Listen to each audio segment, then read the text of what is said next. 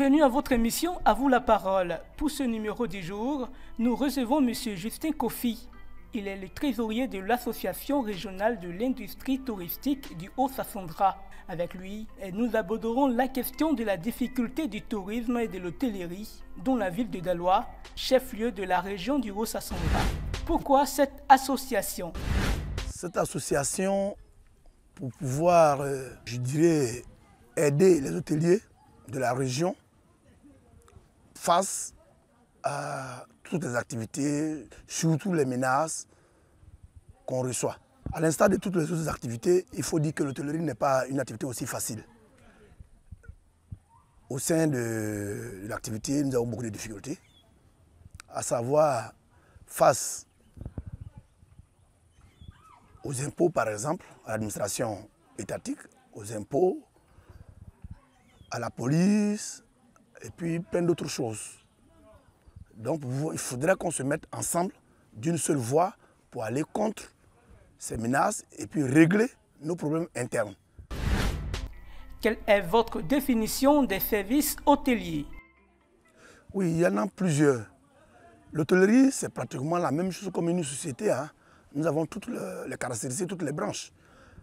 Vous avez le promoteur, comme nous avons l'habitude d'appeler, à savoir le directeur. Nous avons les DRH, le responsable du personnel. Vous avez un service d'hébergement, un service d'accueil, un service de restauration, un service de bar, un service d'entretien. Donc nous avons tous ces services de la même manière que d'autres sociétés ou d'autres entreprises. Comment est formé le personnel? Effectivement, là, nous avons des difficultés dans le Haut-Sassandra, puisque nous n'avons pas d'école, nous n'avons pas d'entreprise de formation dans le Haut-Sassandra.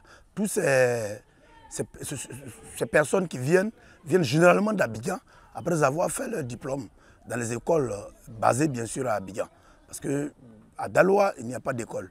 Ça fait partie d'un de nos combats, afin que l'État nous aide à créer une école dans le Haut-Sassandra, afin de former nos personnels. Quelle est la particularité du personnel que vous formez ici dans le Haut-Sassandra? Nos personnels sont composés de tous ces éléments. Hein. Il y a des qualifiés qui viennent avec des BT, des BTS. Il y a des gens qui viennent, comme vous l'avez si bien dit, des parents qu'on recrute, qu'on forme, ce qu'on appelle habituellement des personnes qui apprennent sur le tas. Et puis, il y a des gens qu'on ne connaît pas, qui viennent, qui décident de venir apprendre. C'est la troisième catégorie, qui décident, qui aiment l'hôtellerie, qui viennent, qu'on recrute, qu'on forme au sein de l'entreprise hôtelière. Pourquoi les hôtels ne sont plus attrayants? L'hôtellerie n'attire plus pour plusieurs raisons. Parce que si on va juste un peu en arrière, il faut dire que dans le Haut-Sassandra, à l'époque, c'était les industries de bois, parce que nous étions dans une zone de bois. Et lorsque l'industrie de bois ont commencé à connaître certaines faillites, on l'a remplacé par l'industrie cacaoyère, caféière et autres.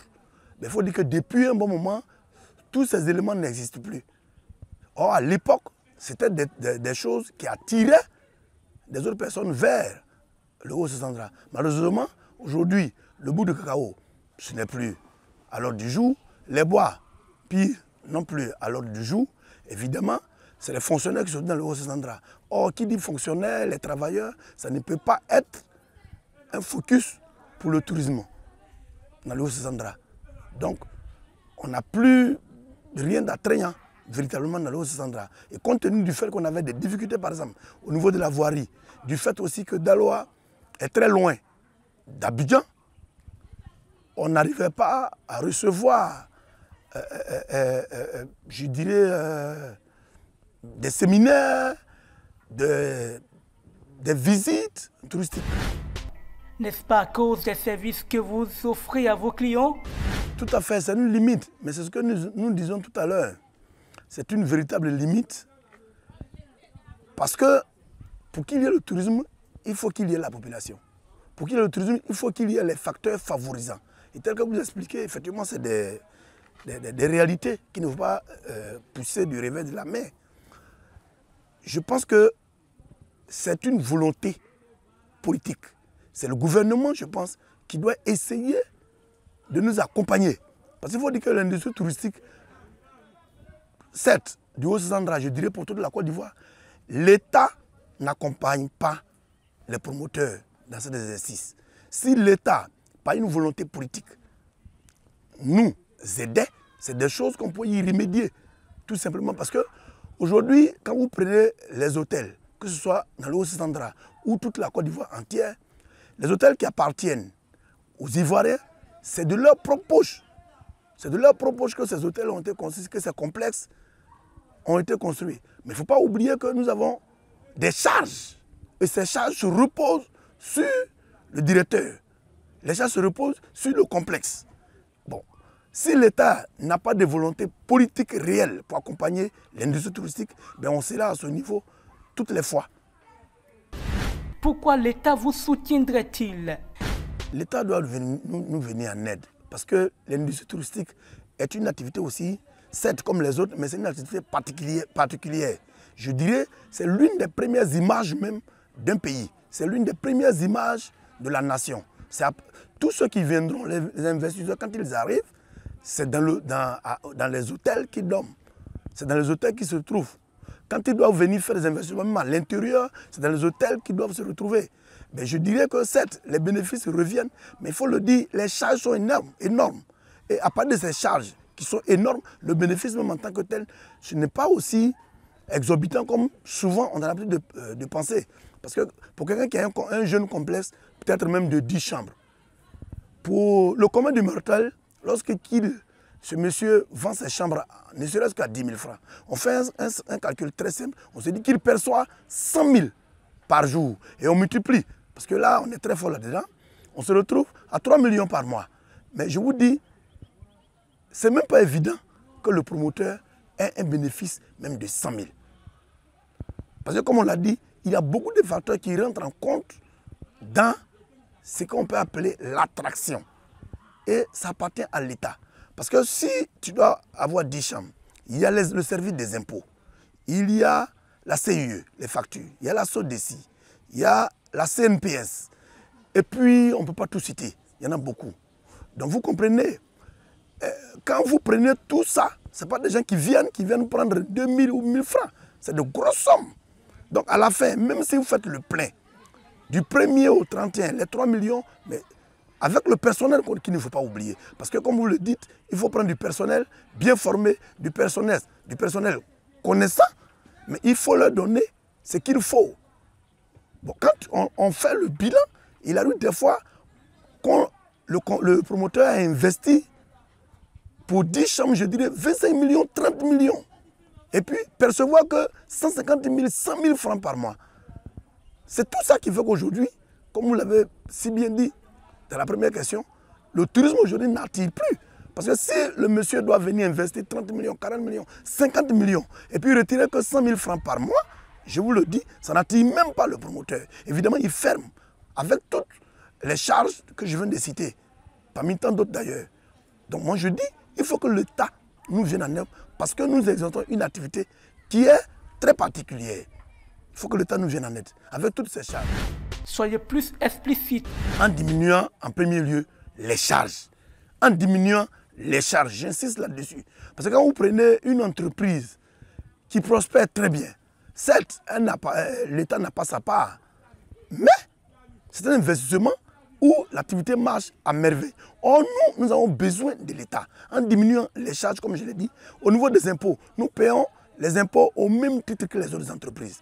Pire, quand vous prenez le Haut-Sandra, qui n'est pas un lieu touristique de façon naturelle, je veux parler peut-être d'Assini, de Bassam, de Jacquesville, de San Pedro, de Grand Laou, qui sont des sites de façon naturelle, touristique. Mais nous, dans le Haut-Sandra, nous avons quoi de façon naturelle pour attirer la population, pour attirer les touristes? Rien. Pour qu'on puisse même avoir un séminaire, il faut qu'on se batte, il faut qu'on quitte le Haut-Sandra pour aller à Abidjan, aller se battre différemment des villes qui sont, où les promoteurs sont assis. Et puis, le tourisme vient vers eux. Et puis, on nous demande de payer les mêmes taxes que nos collègues qui sont à Yamoussoukro, nos collègues qui sont à Séni, nos collègues qui sont à Jacquesville, qui reçoivent des séminaires pratiquement 10, 20 fois le mois. Il faut que l'État revoie de façon catégorielle, en diminuant nos charges, en nous permettant d'avoir du personnel.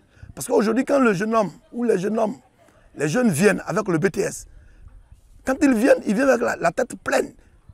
Mais malheureusement, nous n'avons pas les moyens, les mêmes moyens que ceux qui sont à San Pedro, que ceux qui sont à Sini, que ceux qui sont à Bassam. Quand on leur propose ce qu'on peut leur donner, ils disent non, ils s'en vont. On est obligé de prendre les jeunes gens sur l'État. Il faut les former. Quand vous les formez, qu'ils connaissent maintenant, ils vous quittent et puis ils s'en vont. Voici aussi les difficultés. Et c'est pour ça que, dans le début, je disais, il faut que l'État nous permette de former même ceux qu'on appelle sur l'État. Dans le Haut-Sandra. Vous prenez peut-être, même pas peut-être à Abidjan, peut-être Boaké ou Yamoussoukro où je ne maîtrise pas bien. C'est peut-être ces endroits où se trouvent des écoles de formation d'hôteliers. À part là-bas, il n'y en a plus. Mais pourquoi l'État ne peut pas venir construire une école, peut-être à Daloa, même à Man, pour former les jeunes gens qui aiment le métier, qui veulent même exercer le métier. Voici des propositions aussi concrètes que nous voulons faire. Avant que l'État ne vienne, que faites-vous pour attirer les touristes à Daloa? Merci beaucoup. Effectivement, c'est une réalité. Mais comme je le disais, pour qu'un promoteur investisse à ce niveau, il faut qu'il y ait l'assurance que les gens vont venir effectivement. Mais il faut dire que le haut Daloa est situé à combien de kilomètres d'Abidjan? 400 km. Il faut attirer les hommes qui vont venir. Entre-temps, on a d'autres sites touristiques sur la voie avant Daloa. Comme je le disais, on a besoin d'une politique de l'État. Parce qu'un individu, qu'est-ce qu'un individu seul peut faire sans avoir les facteurs qui vont lui permettre d'obtenir le retour sur l'investissement? C'est ce que nous demandons. Nous sommes prêts, mais oui. C'est je dirais, l'un des combats, des grands combats de l'Aritas. C'est l'un des grands combats de l'Aritas. Et chaque fois qu'on se retrouve aux réunions, on en débat. Parce que c'est vrai, l'administration c'est lent, il faut qu'on se prenne en charge. L'Aritas lutte sur ce point. Mais comme je l'ai dit, on a besoin de gros investissements. Parce que tel que vous essayez de dire, pour des individus que nous sommes, ce serait très difficile. Même si, malgré que nous sommes en association, ce sera difficile pour nous d'obtenir l'objet créatif dont on fait allusion, comparativement peut-être à Jacquesville, ou Bassam, ou à Sini, ou à Abidjan. Parce que pour qu'un investisseur vienne nous aider, ou que l'État vienne, il faut que nous-mêmes, on ait l'apport de l'État. Il suffit que, comme je l'ai dit, les charges diminuent, que l'État nous mette sur la voie, nous pourrons le faire. Nous pourrons le faire. Et notre fêtière à Abidjan, la FENITOU aussi, c'est un de ces combats également avec le ministère. Donc nous créons avec les moyens à bord, mais nous avons besoin d'aide. À l'époque, dans les années 2010, 11, 12, je dirais même jusqu'en 2020, je vous le jure, pour avoir même la moitié, pour, je dirais, remplir, avoir peut-être 10 personnes dans un hôtel, c'était difficile. Parce qu'on avait un réel problème qui était la voirie.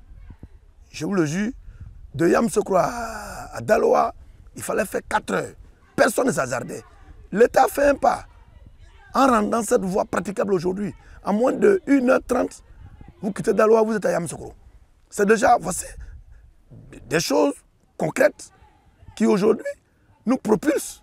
Ça fait qu'aujourd'hui, on se retrouve plus ou moins avec des séminaires. Après, bien sûr, avoir lutté.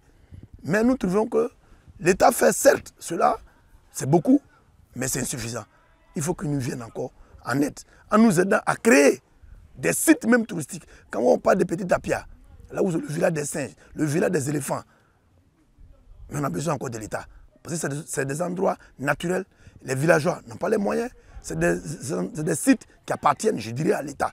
Il appartient à l'État de prendre en charge ces endroits.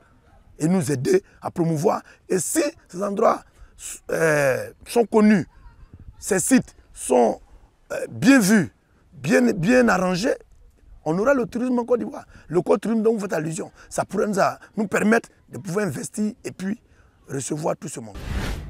Ça veut dire que votre travail ne nourrit pas son homme? Non, ça nourrit son homme. L'hôtellerie nourrit son homme.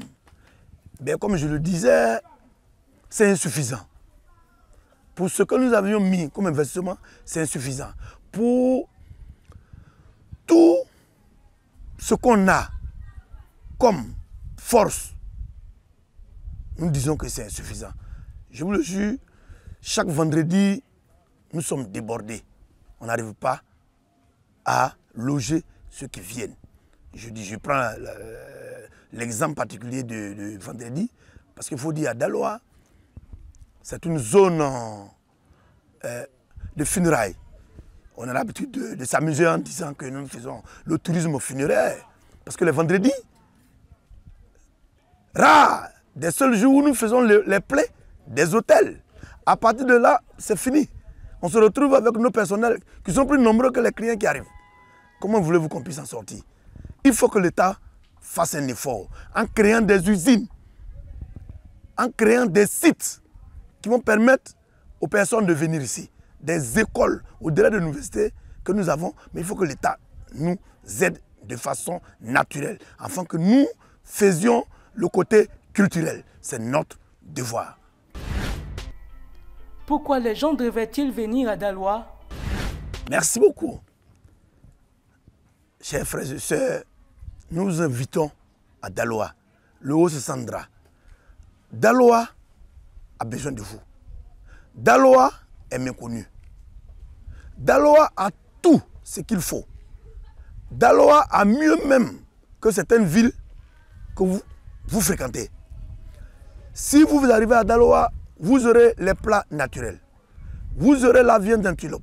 Vous aurez les sites touristiques naturels. Les sites touristiques culturels. Vous, comme vous le saviez, Daloa fait partie des grandes villes de la Côte d'Ivoire. C'est la troisième ville même, après Abidjan. Bouaké, c'est Daloa. Il faut que vous veniez à Daloa. Nous avons des belles chambres, au même titre que les autres grandes villes de la Côte d'Ivoire. Nous avons du personnel accueillant. Nous avons une population accueillante, paisible. Nous vivons en symbiose, en cohésion sociale à Daloa. Lorsque vous serez là, il y a d'autres choses, des grandes surprises que nous allons vous offrir. Voilà. Vous avez par exemple les chaussures de Daloa. Vous avez des habits de Daloa. Vous avez des danses, en particularité de Daloa. Comme vous le savez bien, Daloa est un grand site. Nous vous invitons à visiter Daloa comme les autres grandes villes de la Côte d'Ivoire. Si vous venez à Daloa, vous n'allez pas regretter. Dites-nous tout sur le comportement du peuple bété de Daloa. J'ai envie de rire. J'ai envie de rire parce que c'est des rumeurs. C'est pour ça que je demande que les gens viennent à Daloa pour voir ce que nous vivons ici. Effectivement, c'est des rumeurs, c'est des choses que nous, avant qu'on ne vienne à Daloa, nous avons entendu, on a compris, on a analysé même avant de venir. Mais aujourd'hui, on s'est rendu compte de la réalité. Daloa est un milieu cosmopolite. Nous avons toute la population de Côte d'Ivoire à Daloa. Vous avez à Daloa les BT, certes, ils sont chez eux, mais c'est les meilleurs. C'est les meilleurs. De la même manière que d'autres peuples reçoivent dans toute la Côte d'Ivoire entière, dont on parle, le BT de Daloa fait partie de ces peuples accueillants. Parce que si les BT de Daloa n'étaient pas aussi accueillants, ils étaient aussi palabreux, la ville de Daloa n'allait pas être la grande ville, la troisième ville de la Côte d'Ivoire. Je vous le dis, nous vivons ensemble, nous avons pratiquement tous les quartiers. Daloa fait partie des rares villes ayant pratiquement toutes les ethnies avec le quartier sans conflit. Moi, je suis à Daloa, je suis pratiquement dans ma 18e année. Pour ce que je sais, il n'y a jamais eu de conflit interethnique à Daloa. Nous n'avons jamais connu de conflit interethnique. Cela veut dire quoi? Ça veut dire simplement que les BT sont les meilleurs. Nous les adorons parce que Ce qu'on nous avait dit, c'est du faux. Venez découvrir la réalité à Daloa. La population de Daloa vous attend. Particulièrement les BT. Ce sont nos soeurs, ce sont nos frères. On a tout ce qu'il faut. À Daloa, vous avez un quartier Baoulé. Vous avez un quartier Dioula, comme on le dit de façon vulgaire, Malinké. On a le quartier CDAO. On a le quartier Yakuba. On a le quartier Guéré. Mais il n'y a jamais eu de conflit. En Côte d'Ivoire, il y a combien de villes qui possèdent des ethnies ayant leur quartier? Je pense bien que Daloa est la seule ville, à part peut-être Abidjan. Mais à Abidjan, il n'y a pas d'ethnie regroupée dans un seul quartier.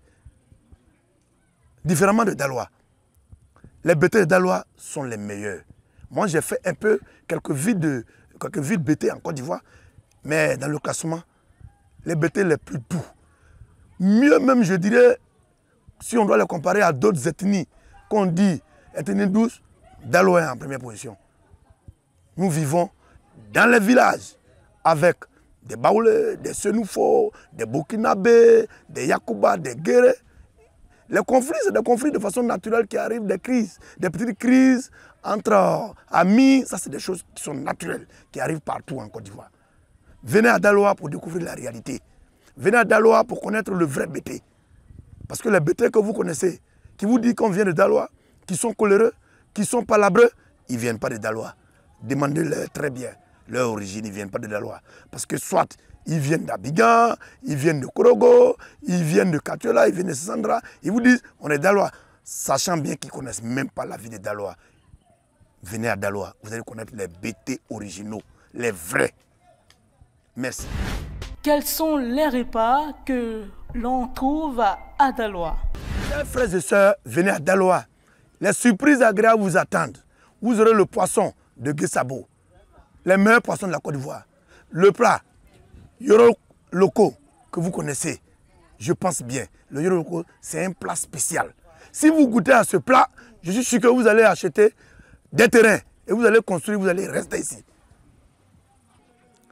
Vous allez goûter aussi aux plats naturels, aux viandes de brousse. L'antilope, il y en a encore. Agouti, il y en a encore. Les poissons, comme je l'ai dit, c'est naturel.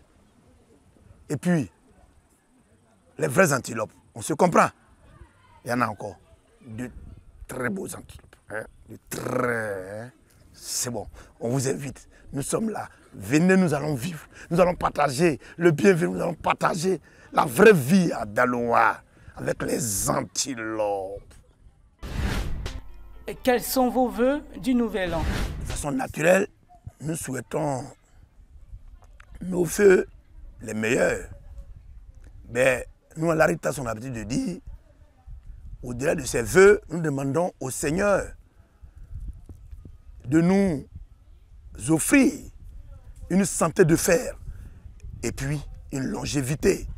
Parce que si l'être humain a eu ces deux éléments, nous pensons que le bonheur viendra, la prospérité viendra, les promotions viendront. Nous souhaitons à toute la Côte d'Ivoire une santé de fer et puis une longévité. Et que Dieu Tout-Puissant fasse que le passé soit le passé et que ce que nous avons connu, qui nous a créé tous les problèmes au niveau touristique pour toute la Côte d'Ivoire, que le Seigneur mette ça derrière nous et que l'année 2023 soit pour nous une année loin des années Corona, par exemple, une année loin des années de guerre en Ukraine, dont nous avons subi les conséquences, comme si l'Ukraine était un pays voisin de la Côte d'Ivoire. Nous souhaitons que le Seigneur nous aide et que ces problèmes soient résolus de façon pacifique, de façon diplomatique, afin que nous vivions une vie meilleure, une vie adorable, une vie paisible, comme on l'a connue dans les années antérieures, sans ces éléments néfastes, négatifs que nous venons de citer. Que le Seigneur nous aide, que le Seigneur nous protège, qu'il nous garde à toute la Côte d'Ivoire entière et puis au monde entier à la fin. Et que Dieu Tout-Puissant touche le cœur. Que Dieu Tout-Puissant touche le cœur de tous ceux qui sont en conflit, afin que les problèmes soient résolus de façon pacifique. Venez à Daloa parce que nous avons du potentiel à Daloa. Par exemple, la résidence BI par exemple. Vous venez, nous avons tout ici. La résidence BI comporte 10 chambres et très bien nantis. Les 10 chambres, vous avez tout dedans. Le chauffe-eau est climatisé et tout.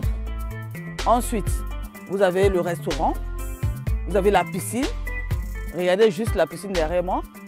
Vous avez aussi le terrain de Maracana. Vous avez aussi l'espace vert, le préau. Vous avez tout à BI. Même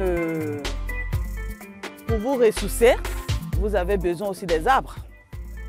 Donc vous avez tout à BI pour venir. Vous avez l'air pur, l'air n'est pas pollué à Daloa. Précisément à BI, tout est potable. C'est sur ces mots que nous refermons les pages de cette émission. Merci de votre attention et de votre fidélité.